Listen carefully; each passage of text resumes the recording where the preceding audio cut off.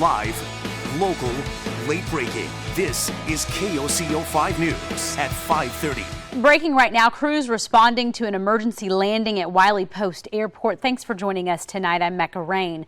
Authorities say the pilot lost control of the plane. KOCO's Paris Jones is live on scene tonight. And Paris, what are you learning? Well, Mecca, first I want to point out that that pilot is doing okay. I'm told that he was not injured in this plane crash. Now, take a look over here. You can see there's still an active scene out here. Fire trucks over there, and the plane is still over there off of the runway. Now, fire crews responded to this a little before 3 this afternoon. When firefighters got here, they found a twin-engine plane off the runway. The pilot told them he was forced to make an emergency landing after losing control.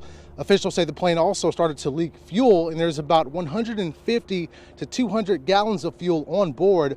Right now, a hazmat crew is working on the fuel leak problem and have a protection line in place in case of a fire. Now, the pilot was the only person on the plane. Paramedics did check him out, but again, I'm told that he was not injured. Reporting from the Wiley Post Airport, Paris Jones, KOCO 5 News. Mecca, back to you. Glad to hear he's okay, Paris. Thank you.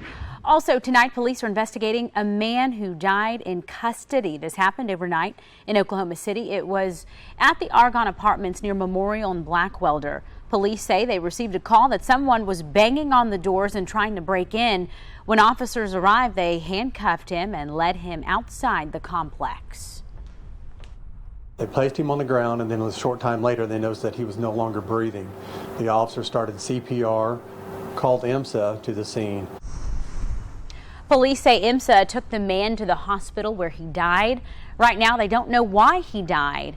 Homicide investigators are now taking over this case. Tonight, 3 officers are on paid admin leave.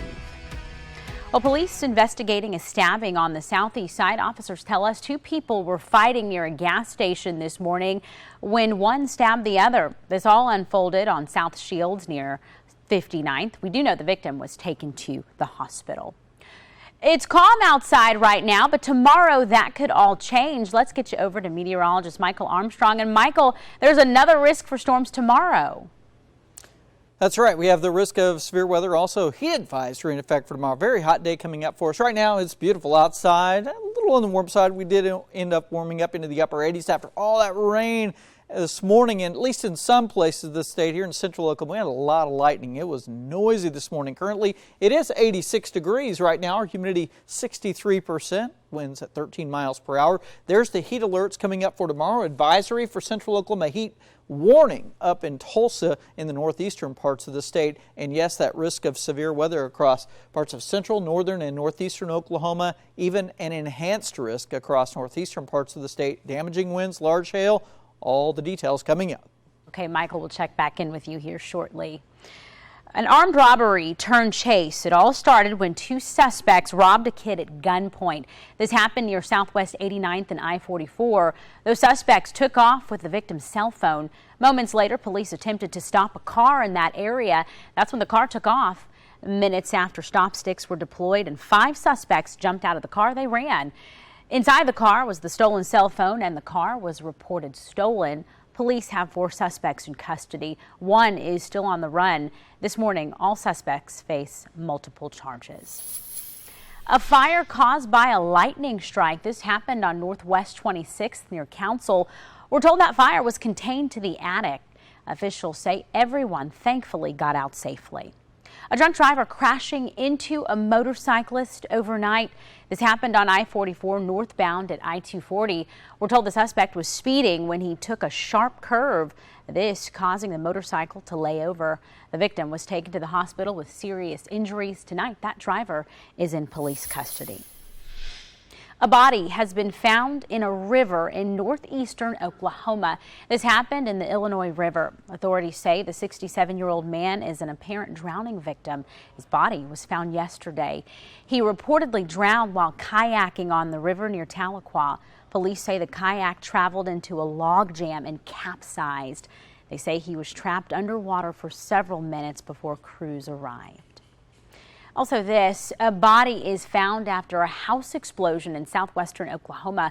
The body was found in the rubble yesterday. The explosion happened yesterday morning in Lawton. Neighbors say they believe the house was vacant, but emergency responders say they found the remains of a body inside. The identity of the person has not yet been released. Tonight, the cause of the explosion and fire are under investigation. Well, Congress is still on their summer recess. We caught up with Representatives Kendra Horn and Tom Cole while they were in town.